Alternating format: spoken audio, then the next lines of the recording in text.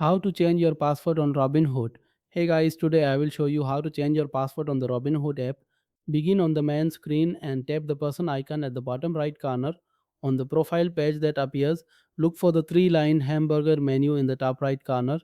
Tap this to access your menu page with various account options. Scroll through until you find security and privacy. This is where all your security settings live. At the very top of this section, you'll see the password option. Tap it and you'll be prompted to enter your current password first. After verifying your identity, type your new password in the designated field and confirm it in the next box. Make sure your new password is strong, mix uppercase and lowercase letters, numbers, and special characters.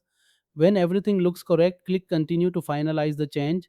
Your new password will take effect immediately across all devices. For added security, I recommend changing your password regularly and using a password manager if you struggle with remembering complex combinations. This simple step significantly enhances your account security against unauthorized access. If this tutorial helped you secure your account, please like and subscribe